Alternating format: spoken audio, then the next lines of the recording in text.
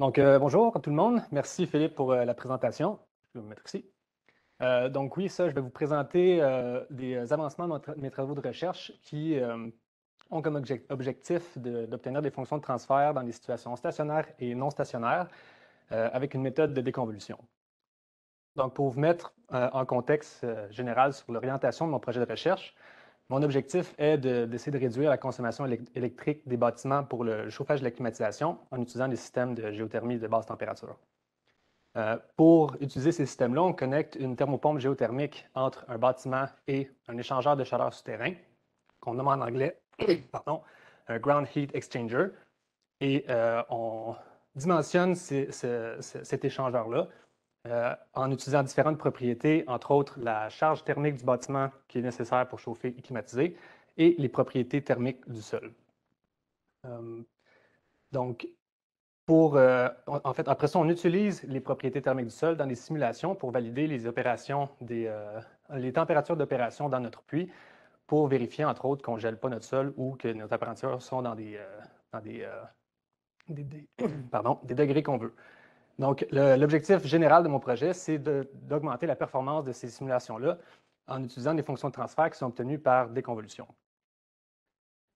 Donc, normalement, on obtient les paramètres thermiques de notre sol entourant notre échangeur en faisant premièrement un essai de réponse thermique, qui est un essai dans lequel on circule un fluide qui est chauffé dans un échangeur de chaleur souterrain.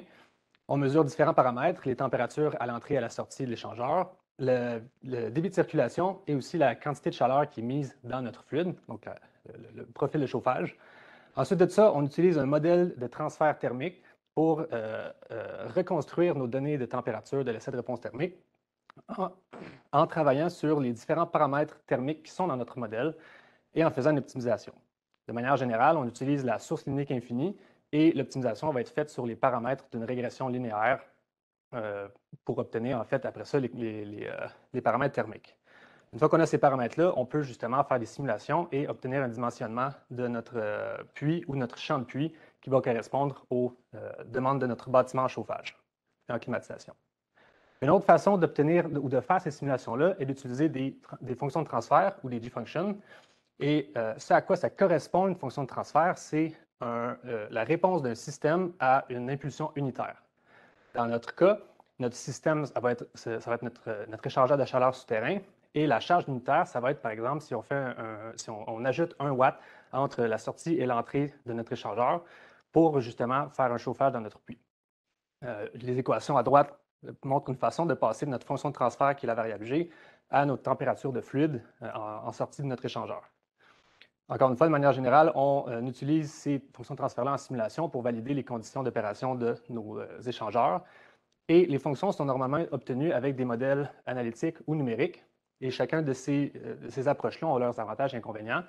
Du côté des inconvénients, les modèles analytiques, peu importe à quel point ils sont complexes, vont toujours avoir des hypothèses sur le mode de transfert de chaleur qui est introduit pour faire justement le déplacement de notre énergie.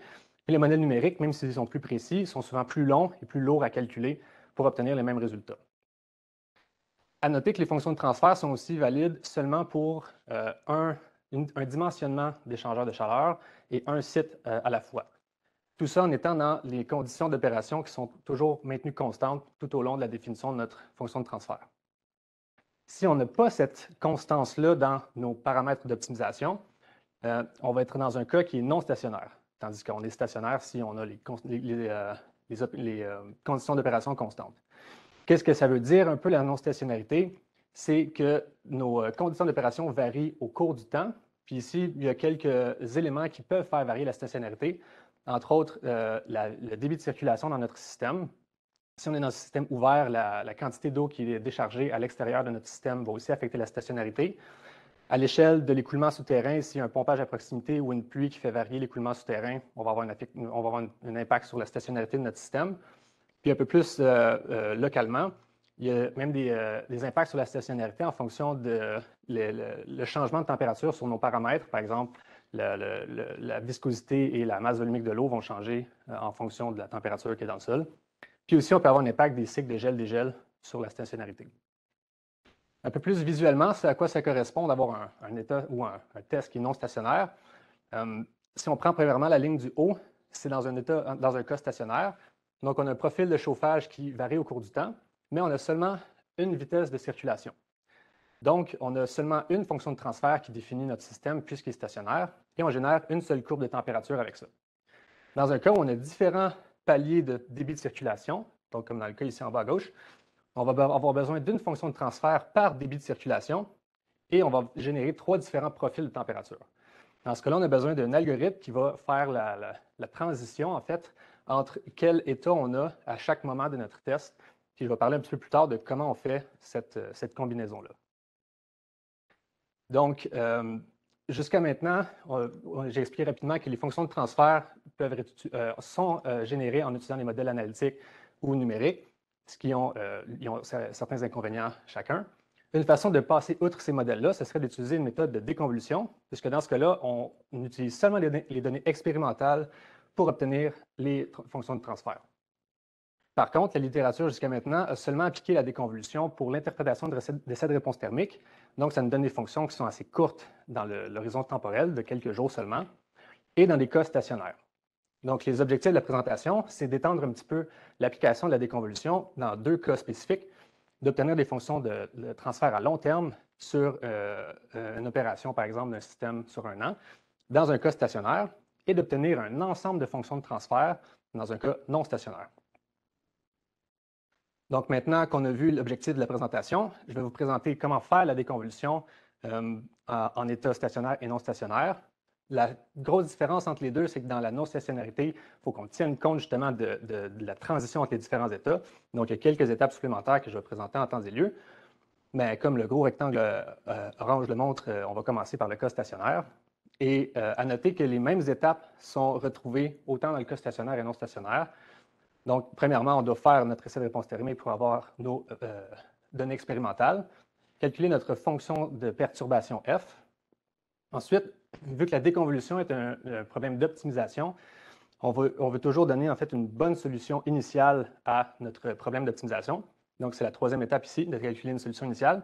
Et finalement, on va itérer sur différents points sur la fonction de transfert dans l'étape principale de la déconvolution pour avoir nos fonctions de transfert. Donc, en état stationnaire, pour faire de la déconvolution, on a besoin d'un problème direct qui est la convolution. Donc, l'équation ici en haut montre la convolution pour obtenir des températures convoluées T à la sortie de notre échangeur de chaleur souterrain, qui correspond à un produit de convolution entre une fonction de perturbation F et notre fonction de transfert G. L'hypothèse de cette équation-là est qu'on travaille, ou en fait qu'on traduit un état ou un test qui est fait à l'état stationnaire, donc avec des avec des conditions d'opération constantes. Ce que ça veut dire, c'est que cette équation-là est valide pour un système qui est linéaire et invariable dans le temps. Et ces systèmes-là ont 2 propriétés. La première, c'est qu'il y a seulement une donnée d'entrée qui affecte les données de sortie et que, par exemple ici, que c'est la fonction de perturbation seulement qui affecte les températures convoluées. Puis la deuxième relation, c'est que cette première-là perdure en fait sur tout le long de l'essai, ce qui est assez logique. Donc, une fois qu'on a notre modèle direct, on veut trouver une solution initiale à notre problème. Donc ici, comment c'est fait? On fait une minimisation rapide sur 2 paramètres où, en fait, on approxime notre fonction de transfert par une source linéaire infinie dans laquelle le but, c'est de minimiser les résidus entre les températures qu'on a de convoluées et notre température expérimentale, tout ça dans la norme euclidienne. Donc, cette opération-là prend environ 1 milliseconde à faire, très rapide, puisqu'on a juste 2 paramètres d'optimisation. Et ça nous donne une première approximation de notre fonction de transfert. Une fois qu'on l'a, on peut la transférer à notre déconvolution principale, qui est la dernière étape, dans laquelle le but, c'est d'obtenir notre fonction de transfert sur notre série temporelle. Pour ça, on minimise une fonction objectif E, tout en respectant 2 contraintes C1 et C2. Et pour ça, on travaille sur les paramètres d'optimisation, qui sont un ensemble de nœuds taux, qui sont sur la fonction de transfert. Les nœuds sont tous les points qu'on a sur la courbe ici. Et en fait, en modifiant la position de ces nœuds-là, on peut ensuite les interpoler et avoir notre fonction de transfert dans la série temporelle. Donc, la fonction objectif qui est E, en fait, c'est la norme euclidienne des résidus entre les températures convoluées et les températures expérimentales. À ça peut aussi s'ajouter des termes de régularisation qui aident la fonction à rester lisse et en fait, de limiter l'impact du bruit. Ces 2 termes-là, par contre, peuvent être pondérés pour être sûr de ne pas réduire notre signal sur bruit, notre rapport signal sur bruit. Et les deux contraintes qu'on utilise servent à guider la fonction de transfert à avoir la bonne forme voulue, qui est fonction un peu de la physique de notre phénomène. Donc, pour nous, on veut une fonction qui est positive et strictement croissante. Donc, si on regarde la dérivée de la fonction de transfert, ça veut dire que chacun des points doit être positif. Donc, au-dessus de la ligne en rouge ici, c'est la contrainte C1. Et notre deuxième contrainte est un peu plus subtile. Elle cherche à mettre l'emphase sur le fait que la pente de la dérivée première doit être négative. Donc, c'est seulement pour aider, encore une fois, notre fonction de transfert à avoir la bonne forme. Donc ici, il faut que tous les points à droite de notre ligne bleue soient avec une pente négative. Donc, en faisant ces étapes-là, on va obtenir notre fonction de transfert en état stationnaire. Si maintenant on regarde la déconvolution en état non stationnaire, il y a quelques étapes de plus qui, en fait, servent surtout à traiter de la non-stationnarité, donc du changement des états. Comment on fait ça? Si je rappelle un petit peu l'exemple du début, on avait 3 différents paliers de débit de circulation. Donc, on avait 3 différentes courbes de température. Et l'objectif d'une convolution non stationnaire serait de pouvoir passer de chacun des états en fonction du temps auquel on est dans l'essai. Pour ça, on a besoin de 2 informations supplémentaires, soit le nombre d'états qu'on a, S en anglais pour state, pour les différents états qu'on va obtenir, et le temps à la fin de chacun de ces états-là pour pouvoir faire la bonne transition. Donc, comment on l'écrit? C'est seulement en définissant un ensemble de fonctions de transfert qui est dépendant à la fois du temps et de l'état dans lequel on se trouve. À noter que sur cette convolution non stationnaire-là, le premier état est considéré comme stationnaire parce qu'il n'y a pas encore d'effet de non-stationnarité avant la transition entre S1 et S2. C'est important parce que quand on calcule la solution initiale, bien, on peut trouver notre fonction de transfert sur le premier état avec la méthodologie stationnaire. Et ensuite de ça, pour passer d'une fonction simple à un ensemble de fonctions, on extrapole cette fonction-là jusqu'à la fin de l'essai et on ajuste dans une deuxième optimisation des scalaires sur chacune des fonctions pour le nombre d'états qu'on a pour avoir une solution initiale assez globale de ce à quoi vont ressembler nos différentes fonctions de transfert pour notre ensemble. Une fois qu'on a cet ensemble-là, on va le donner à notre déconvolution principale. Et en fait, c'est principalement la même équation qu'avant, qu'en cas stationnaire, pardon, mais les différences sont que notre convolution est non stationnaire, que nos contraintes doivent être appliquées à chacune des fonctions de transfert qui sont dans l'ensemble qu'on veut déconvoluer, ce qui fait en sorte que le nombre de paramètres d'optimisation va être décuplé. Ça va être le nombre de nœuds taux multiplié par le nombre de fonctions de transfert qu'on a, S. Donc, ça fait un système un peu plus complexe, mais qui est toujours optimisable. Donc, maintenant que j'ai présenté les 2 méthodologies de déconvolution, on veut appliquer chacune d'entre elles pour répondre aux objectifs de la présentation. Donc, dans le cas stationnaire, je rappelle qu'on voulait obtenir des fonctions de transfert à long terme. Comment on va faire ça? On va regarder 4 différentes simulations de systèmes géothermiques dans lesquelles les débits de circulation sont maintenus constants et qui sont définis sur une année d'opération. Donc, les données sont générées numériquement et en fait, ce qu'on a, c'est 4 différents débits de circulation qui utilisent tous le même patron de chauffage pour obtenir 4 patrons de température. Une fois qu'on applique la déconvolution stationnaire sur ces essais-là, on obtient les résultats suivants. Dans les graphiques du centre, on voit que les fonctions de transfert déconvoluées sont en couleur et les fonctions générées numériquement sont en noir. Donc, autant pour les températures que pour leur dérivée en échelle logarithmique, les ajustements sont très bons. Et on remarque aussi que les contraintes sont tous respectées, c'est-à-dire que chacune des fonctions de transfert sont positives et strictement croissantes et que leurs dérivées ont une pente strictement décroissante. Sur les températures, à droite, toutes nos reconstructions sont aussi très précises. On remarque sur les résidus qu'ils sont tous très, très centrés autour de 0, qui donnent en fait des RMSE de moins de 0,05 degrés Celsius pour chacun des cas. Somme toute, chacune de ces déconvolutions-là a pris moins de 30 secondes pour arriver à une convergence, ce qui est un bon taux de convergence pour un problème avec environ 20-25 paramètres d'optimisation. Maintenant qu'on a vu le cas stationnaire, en non stationnaire, on voulait valider ou en fait démontrer qu'on pouvait utiliser la méthodologie dans un essai réel. Donc, on utilise un TRT qui a été fait sur le terrain, dans lequel on va avoir 4 différents changements d'état. Donc, on va en déconvoluer 4 fonctions de transfert. Puisqu'on utilise un essai réel, je vais juste présenter vite comment on a obtenu cet essai-là. Donc, Polytechnique est un laboratoire de géothermie mobile qui permet de simuler des essais de réponse thermique et aussi des charges de bâtiment. Ce laboratoire-là, présentement, est installé à Varennes sur un échangeur de chaleur souterrain de type puits à colonne permanente. Mes collègues vont vous présenter beaucoup plus en détail tout ce qu'on peut faire avec un puits à colonne permanente, mais pour l'instant, juste garder en tête que c'est un système, un échangeur de chaleur souterrain ouvert, donc qui utilise l'eau souterraine comme fluide caloporteur. Et on peut faire une opération qui s'appelle la saignée pour retirer une partie du débit de circulation pour augmenter la performance thermique de notre puits principal. Donc, en utilisant le laboratoire et notre puits à colonne permanente, on a fait oh, il ne sort pas bien. Il manque des courbes sur les courbes. Ouais, si je le reload. Excusez, il manque des courbes sur mes courbes. Ouais, c'est un peu dommage, ça. Bon, écoutez, c'est la version qu'on a. Pardon. Comment on le remet en CTRL-L? Donc, je vais vous résumer. Ça ressemble à quoi les données? Ici, on a normalement un profil de température en chauffage et à l'entrée et à la sortie, qui sont juste en fait espacés d'une certaine distance entre eux, qui fait qu'on a 4 séries de chauffage et de climatisation tout au long de notre essai. Ici, la température fait juste se joindre à cette branche-là. Et en débit de circulation et débit de saignée, on a un palier en fait, on a 2 paliers de débit de circulation et 4 différents paliers de débit. Ici, on ne les voit vraiment pas bien parce qu'il n'y a pas les couleurs. Mais en gros, en combinant nos différents paliers de débit de circulation et débit de chauffage, on a 4 différents états qui sont utilisés pendant cet essai de réponse, cet essai de réponse thermique-là. Donc, on va en obtenir 4 fonctions de transfert. Bon, au moins, les résultats sont bons. Donc, un peu comme pour le cas stationnaire, on voit les fonctions de transfert et leurs dérivés dans la colonne du centre. Première chose qu'on peut remarquer, c'est qu'ils ne sont pas aussi lisses que dans le cas stationnaire.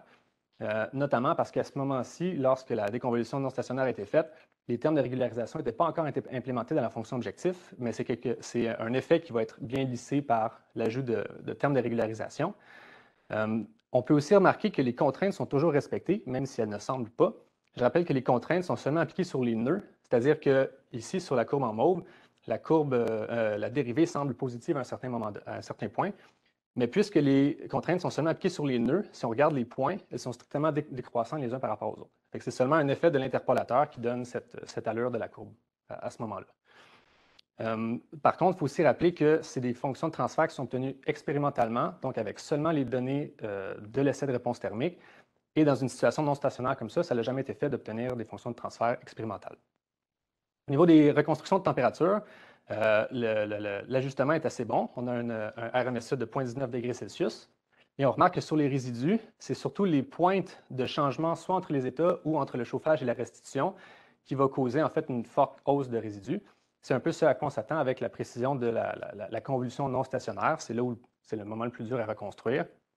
Et pour ce cas-là, la convergence s'est faite en moins de 2 minutes, ce qui est assez bon considérant que c'est un problème avec près d'une centaine de paramètres d'optimisation. Donc, pour conclure sur les résultats, j'ai présenté surtout des fonctions de transfert qui proviennent de puits à colonne permanente, mais en fait, l'élément clé à souvenir, c'est que la déconvolution, c'est une technique assez forte qui, en fait, a juste besoin d'un patron de chauffage et d'un patron de température pour en obtenir une fonction de transfert de notre site, peu importe le type d'échangeur de chaleur souterrain, puis peu importe le type d'essai qu'on fait. Donc, ici, je fais juste présenter des fonctions de transfert obtenues pour différents cas, autant avec les puits à colonne permanente que pour des systèmes en boucle fermée. Et en résumé, l'objectif de la présentation, c'était de présenter une extension de la déconvolution stationnaire pour obtenir des fonctions de transfert à long terme et d'obtenir, en fait, de montrer l'application de la déconvolution dans un cas non stationnaire. Ces objectifs-là ont été présentés. Finalement, j'aimerais juste souligner que la déconvolution, c'est une méthode qui permet de retirer l'utilisation des modèles et de toujours obtenir nos fonctions de transfert avec seulement les données expérimentales de nos essais.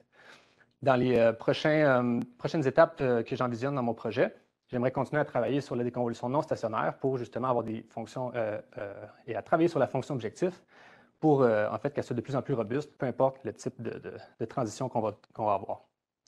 Donc voilà, je vous remercie pour votre... Oups, j'ai ouvert une référence.